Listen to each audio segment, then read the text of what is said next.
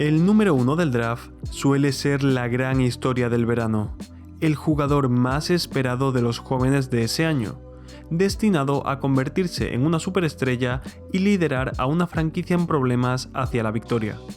Y aunque no siempre sea la realidad, es la expectación que se crea alrededor suya quien proclama esto, el llamado hype.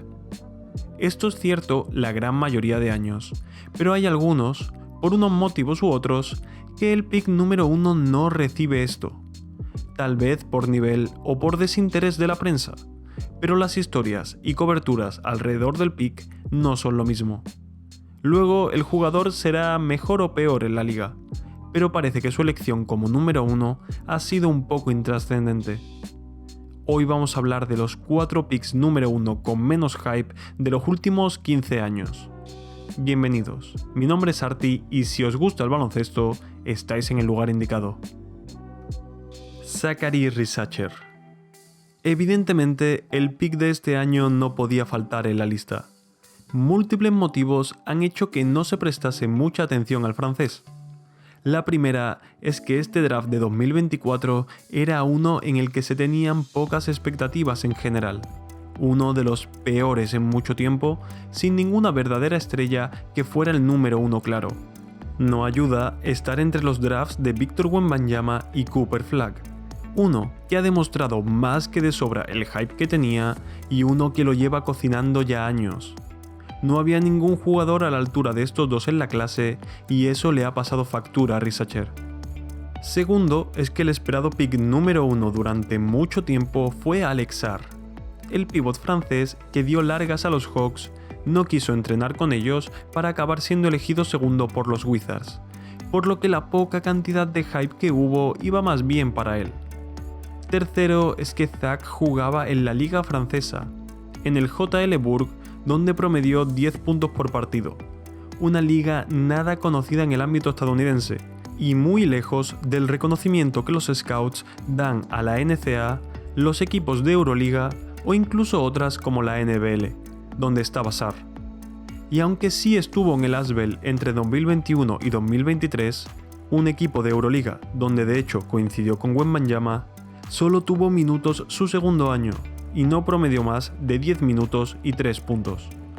Apenas nadie había visto partidos suyos, no eran retransmitidos como si lo eran los Mets de Wemby, y no fue un jugador que generase revuelo internacional en categorías inferiores. Entonces, ¿cómo te vas a emocionar por alguien a quien no has visto jugar nunca, ni siquiera unos pocos highlights?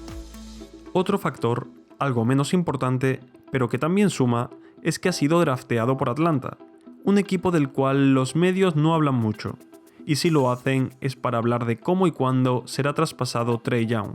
Y a ver, los equipos con el pick número 1 suelen ser poco mediáticos, rara vez los grandes están en esa posición, pero la figura de Young ha podido quitarle más exposición de los medios si cabe, al llevarse él los focos involuntariamente. Ya veremos qué le depara el futuro. Como fan de los Hawks que soy, os puedo asegurar que está verde, sobre todo en ataque. Detrás es sólido, pero ofensivamente no es para nada una estrella. Pero bueno, ni él ni nadie de su draft por ahora. Así que tal vez el poco hype estaba justificado. Anthony Bennett. El peor pick número 1 de la historia reciente es un caso también particular. Venía un draft sin claro número 1, pero no entre dos jugadores como el caso de 2024.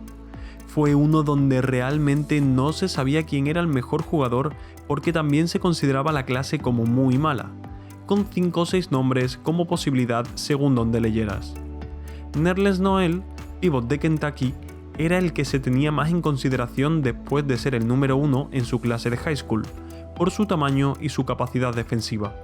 Pero su lesión en el ligamento cruzado ese año asustó a muchos equipos. Entonces los Cavs hicieron algo que sorprendió a todos, al propio Bill Simmons en la retransmisión e incluso al jugador que fue elegido, y seleccionaron a Anthony Bennett número 1. Sus comparaciones en NBADraft.net eran Rodney Rogers y Jason Maxiell, y no sé si vosotros habréis oído hablar de ellos, pero yo no. En la universidad, Bennett había destacado por su versatilidad en ataque fuerza y atleticismo, siendo uno de los mejores freshman de su año. Su temporada de 16 puntos por partido en UNLV convenció a los Cavs, pero el pick daba la misma poca confianza que el resto.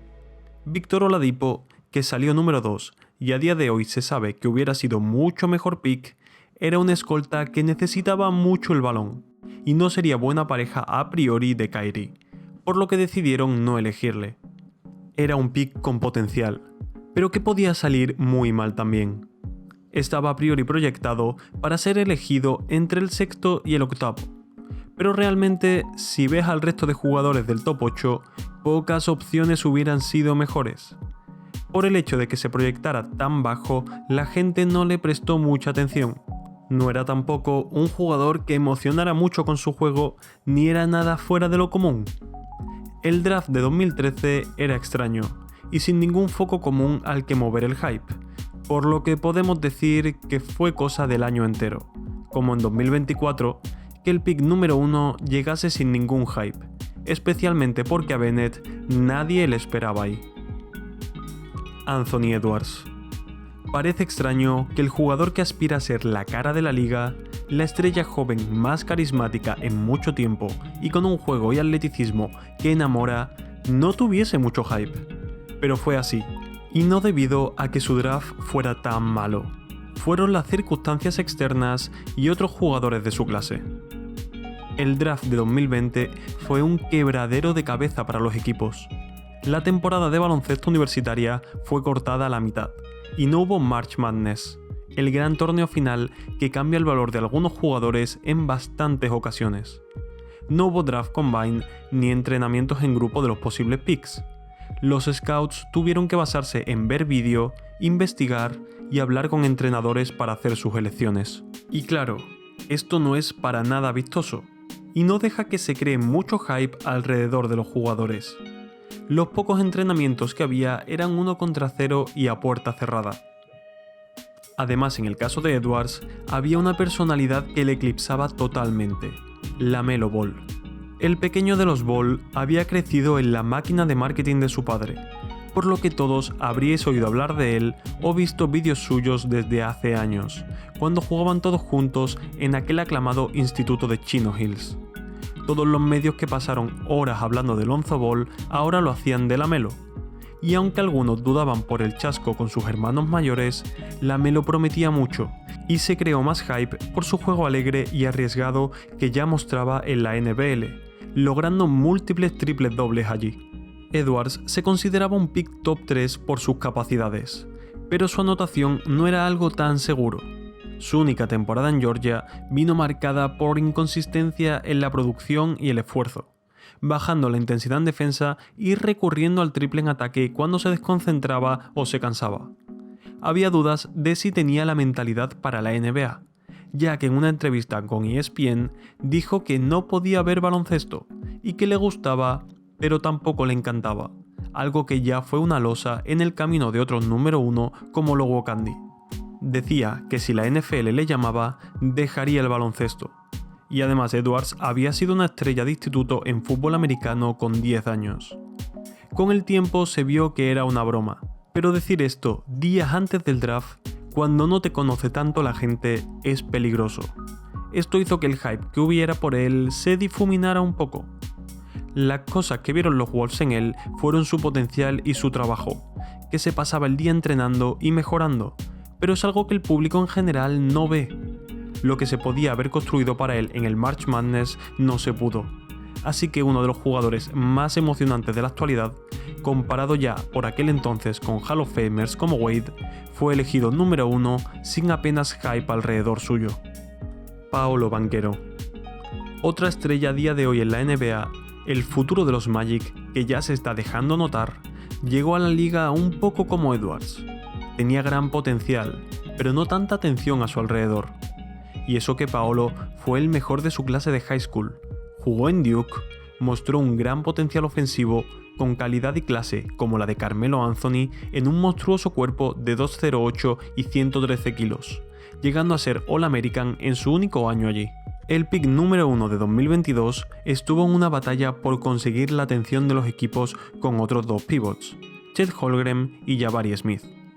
Chet era el más conocido por su hype del instituto, un alero en un delgado cuerpo de 2'13", y sus comparaciones con Wemby, especialmente tras lo visto en el equipo nacional sub-19, donde se batieron en la final y el estadounidense ganó, llevándose el MVP del torneo. Es difícil pelear contra esa clase de exposición mediática. Jabari estaba en la misma situación que Banchero, pero su potencial, tanto ofensivo como defensivo, le hacía llevarse también algunos focos. En general, el draft de 2022 no tuvo problemas como los anteriores. No se consideraba un draft flojo, más bien que la división entre los tres estaba pareja, por lo que no había un hype desmedido por nadie como pasa otros años. De hecho, los fans de los Magic estaban muy emocionados cuando se eligió a Banchero, por lo que específicamente ellos sí tenían muchas expectativas en el de Duke. Fue más un problema del público general, que muchas veces se quedan los nombres más repetidos, a la cual no se le expuso suficientemente a Banchero, centrándose más en otros como Chet. Al mismo tiempo, el de 2013 fue un draft un poco de paso, ya que desde ese entonces ya se tenía más la vista puesta en Wembanyama, que aterrizaría el año siguiente en la liga estadounidense. Estos han sido los picks número 1 con menos hype. Los dos primeros casos muy diferentes a los dos segundos, que sí tuvieron al menos su dosis de emoción y éxito junto a ellos. Aún así, estuvieron lejos de lo que normalmente se ve en jugadores que después no llegan a tanto, como Wiggins, Fultz o Ayton. También es una buena manera de mostrar cómo el hype no es siempre la mejor representación de la realidad y sobre todo el futuro de los jugadores. Espero que os haya gustado el vídeo, si es así podéis dar like, suscribiros o seguirme en redes sociales. También podéis dejar un comentario con lo que os ha parecido el vídeo, qué picks número 1 vosotros pensáis que no tuvieron suficiente hype u otro tema del que queráis que hable. Nos vemos.